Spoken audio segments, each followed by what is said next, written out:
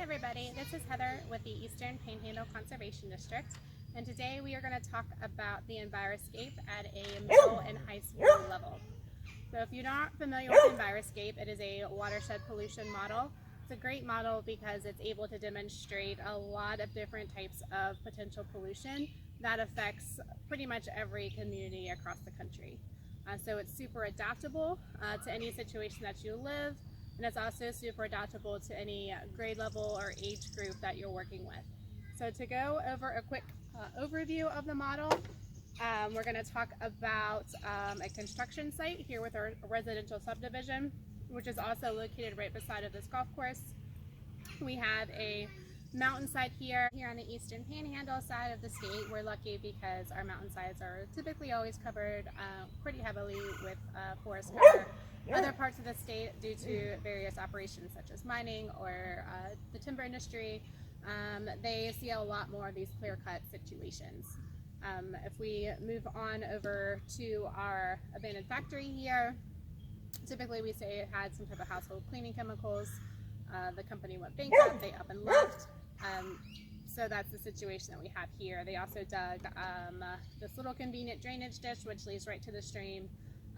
So we'll say, they had a clear colorless liquid that was able to exit the stream, but for visualization purposes, we'll use a red liquid just so everybody can see. Moving over to our dairy farm here. Over here, we're lucky to still have a few dairy operations that are that remain. So here we have our dairy pasture field, which is right along the stream. They have full access to that stream. And then on the other side, we also have our conventionally tilled field. Right now it's spring. Farmers are just getting ready to start planting corn and get that in the ground. So we'll talk about that and use corn as our example of our crop. Here, for our purposes, we've got the Potomac River. We have two major rivers in the Eastern Panhandle. So to the north, we have the Potomac River. To the south, we have the Shenandoah River. Both of those rivers do drain into the Potomac Drains drainage basin, which then go to the Chesapeake Bay. So again, for this middle and high school level, we'll get a little bit more in depth into watersheds, where they actually drain to, and kind of break those watersheds down a little bit more specifically to the watershed that we're currently teaching in at the time, and then how it kind of branches out into a larger watershed till we reach the Chesapeake Bay. Of course, we have our road systems. We have some roadside drainage ditches. We'll talk about those and the problems with them having all of this exposed soil. We have our sewage treatment plant over here. So we'll talk a little bit about upstream, downstream, the effects of that, and the potentials of, while you might be operating just fine, your upstream neighbor might not be. So we'll talk a little bit about that as well. So we'll go ahead and get started. Here at our construction site, we'll move our bulldozer. We've got all of this loose soil, and just as we do at the elementary level, we'll talk about the Dust Bowl, the effects that it had, how our conservation districts were formed back in the late 1930s into the 1940s. We'll just go a little bit more in depth on the history of that. So again, it's going to rain a lot.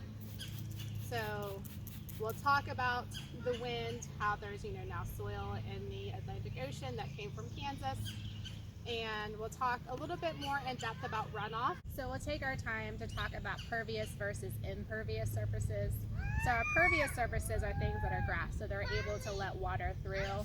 Our impervious surfaces are going to be our roadways, our driveways, or things like that. So we'll go through and we'll talk about fertilizer. So we'll still apply our fertilizer, and then we'll also talk about the herbicides as well. We'll talk about things like weed and feed, if they're really necessary or not. How do you know if you need to fertilize, and if you also have a grub problem and things like that. So looking and being proactive rather than just applying kind of a all-in-one application to your lawn. We'll also do the same thing with the golf course as well. And we'll still take the time to talk about pet waste. So we'll go ahead and sprinkle that Great Dane pet waste around. And again, it's going to rain. And then we'll talk a bit about runoff, the effects that it has, maybe going through a city, a more industrialized place than just a residential area, and how that might affect going into the stream, and maybe some more chemicals that, especially if you were in a city, that you might pick up along the way. Moving over here to our mountainside. So we're going to go ahead and apply our soil. Again, we're going to have that upstream, downstream conversation. When it rains, of course, we'll be able to see how it goes into our stream. And then we'll be able to see how it goes into the golf course. And then we'll also start talking about things like gullies, rills, those kinds of definitions. You can see we have actual big gullies coming down our mountainside because there was nothing there to hold that soil in place. We'll still have that conversation about trees, how tree roots are growing out. They're able to actually, interlock with each other and hold that soil in place to allow that grass to grow. And then we'll also do a little bit more of the talk of the different types of operations that we have in West Virginia. So we'll talk a little bit about mining, the different types of mining and what's necessary for those. We'll talk a little bit about the different types of timber industries, clear cut versus selective, and have the conversation of the pros and cons of those. Moving over to our abandoned building over here. So we will talk about how they left. They left everything here. And of course, we'll have everything going down the stream into the Potomac River. Can you go check on this? And we'll talk about, a little bit more on the ecosystem of the water. So we'll talk about the fish, the benthic macroinvertebrates, if we were to start seeing fish kills and things like that. So we'll get a little bit more in depth into the actual extreme ecology part of this with those elementary or those middle school, and especially with the high school students. Because especially with high school, with your environmental science, the EnviroScape is great because it covers just about every single content dealing with the earth within this model. So moving on to our actual dairy farm here in the Eastern Panhandle, we are lucky to still have some dairy farms around. The problem with this dairy farm, of course, is that these cattle have full access to the stream. Over time, of course, they're going to not have this green pasture for this stream bank. They're going to start looking more like over here.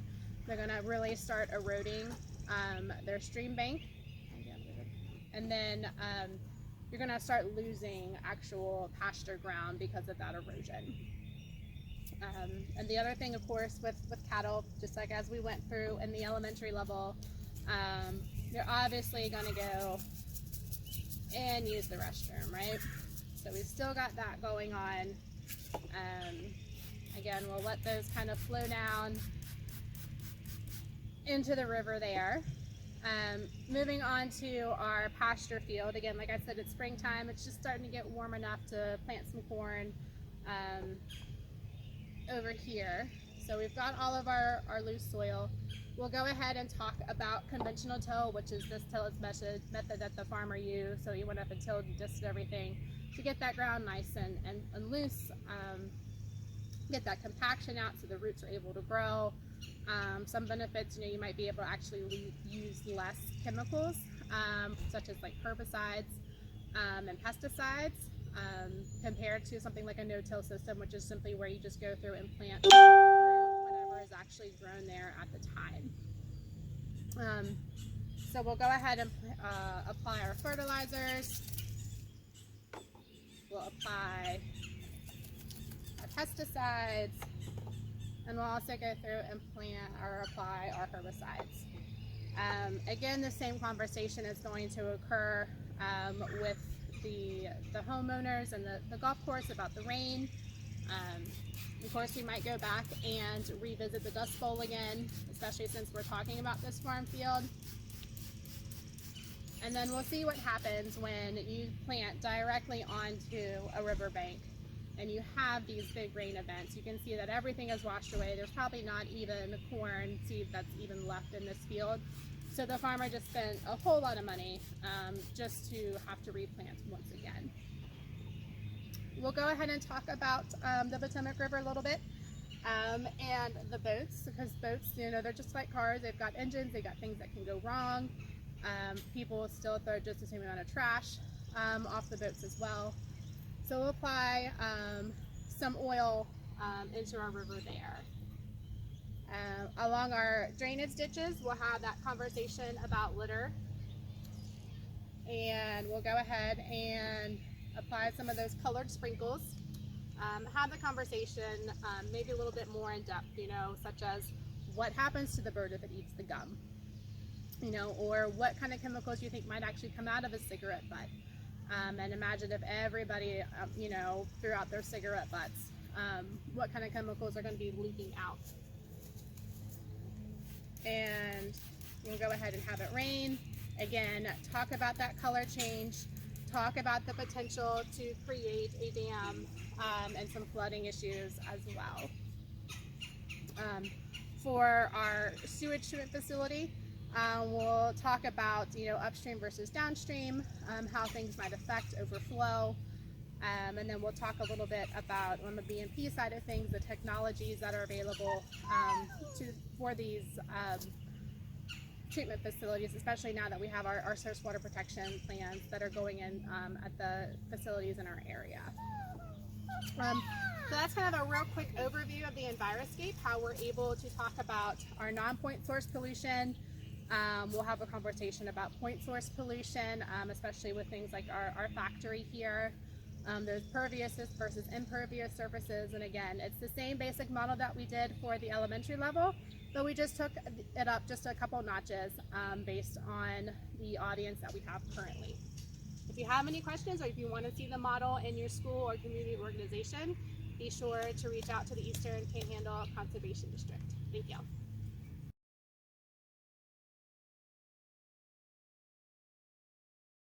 Hi everybody, this is Heather with the Eastern Panhandle Conservation District, and I'm joined by my 6-year-old daughter, Lillian. And we are going to talk about the BMPs, or best management practices, that we can use on our EnviroScape model, focusing on middle and high school grade levels. So we've already gone over all the different types of pollution that can possibly happen here in our watershed with the EnviroScape. So now we're going to try to go over ways to actually clean it back up to get it how it was before. So I'll go ahead and I'll talk about, you know, I started with this clean cup of water. I would drink this water, it came right out of the tap. This is how I always expect my water to look. With the middle and high school levels, we might talk have the water kind of drain all the way to here like we did with elementary level. And then we simply pull the plug, and then we'll talk about, you know, the water change, what it looks like. We'll also start talking about sediment and the levels there, and what happens over time if we just keep letting those sediment levels increase and increase and increase. What's going to happen to our water level? What's going to happen to the ecology of that river? What things might live, what things might not live in there anymore, and how that affects not only the river, but how it affects the wildlife and ultimately us as a whole. If we don't have the water going in the stream, we have the water kind of going into the base of our model itself. We're able to take it to a groundwater level. So this is specifically more for the high school level. We'll start talking about things like karst geology, aquifers, our well water, and then we'll actually be able to insert our sprayer nozzles down into the wells and try to bring up that water and see if that water, after all of this pollution that's been happening, is going to wind up being that nice clear water that we see in the cup, or if it's going to start looking more like what we drained out of our river. So to get started, we're going to start over here with our construction site. Again, we're going to talk more about the silt fence. So if you want to put that silt fence up there, right here. So again, that silt fence is going to help keep some of this mud, the silt back. Again, we'll have that conversation about silt and being those super fine particles of soil. We might even talk about different types of soil and start that conversation as well. With our houses, we're going to talk about fertilizer and applications of chemicals and the timing of those, picking up our dog waste, the effects that dog waste has on that. We might even start talking about, like have you seen your cities and here in our local parks, we have the dog waste stations and the importance of those. And also the proper disposal of those, because some of the times you'll see that, people might use the waste bags and then not properly dispose of them, throw them out the car and things like that, and how that is not beneficial either. We'll also start talking about pervious and impervious surfaces again. In the elementary level, we talked about a rain garden, so we'll go into a little bit more in depth with the rain garden, talk about the different soil amendments and how we might add in some sand, dig the soil down a little bit to allow better infiltration. I've also done this on a 300 level college level, and we started talking about the different layers of the rain garden, outlets and things like that. So you can kind of tailor this to as high or as low as you need for your specific audience. We might also start talking about things like bioswales, especially for those environmental science classes where a good place to install one would be.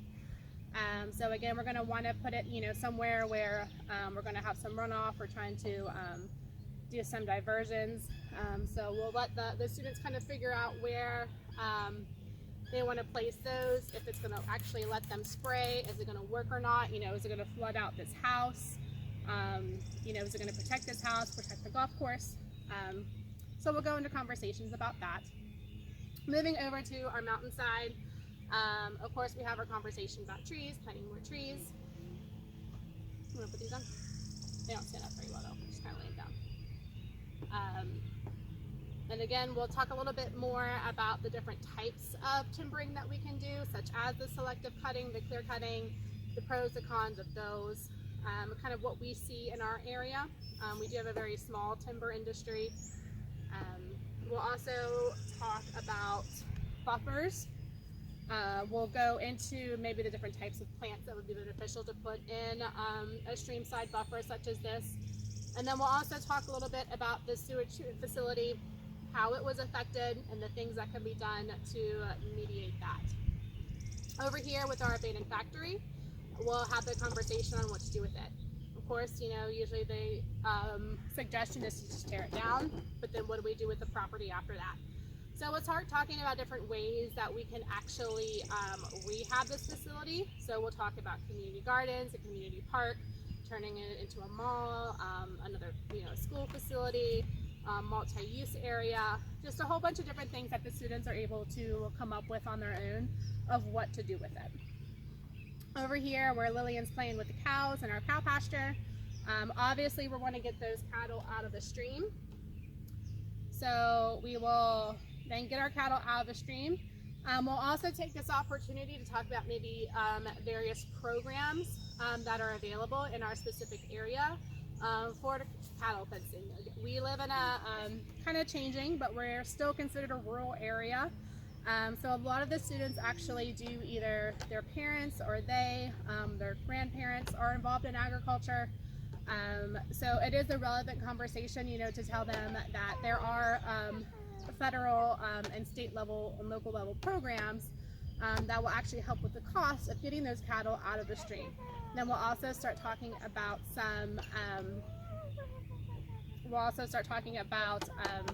different footages and the pros and the cons of those as well.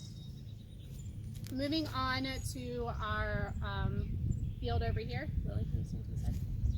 We have our farmer's field. So again, we'll start talking about wetlands.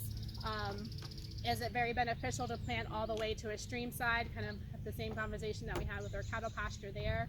Start talking about different things that could potentially grow there in that wetland, and also the different types of tillage systems, and which one actually might work out better for this specific operation, especially since they are so close to the river here. All right, and moving on into our road systems, we'll talk about the use of the salt on the roads, maybe some alternatives, things that we all can do with the roads and getting to school, getting to work, Some areas have even gone as far as using things like beet juice instead of that salt to spread on the roads. And of course, we'll talk about cars and having a properly running car. Might even get to talk of the electric cars versus our typical, petroleum-powered cars and things like that. So again, for the middle and high school levels, it's very adaptable to what you want to talk about. Again, you can even start talking about things like the nitrogen and the carbon cycles with the farm fields. Start talking to different types of BMPs, like we had talked about the bioswales and the rain gardens. You can also start talking into some of your geotextile type systems with your grids, different ways of doing stabilizations that way, especially for like walking trails in the golf course or the residential areas, or even on your stream side buffers here, or even over here on your mountainside as well. So again, this is the EnviroScape, different ways that we can kind of help clean up the pollution that we did with the middle and high school levels. And again, if you would like to have this EnviroScape model for your classroom or for your different community organizations, please feel free to contact the Eastern Panhandle Conservation District.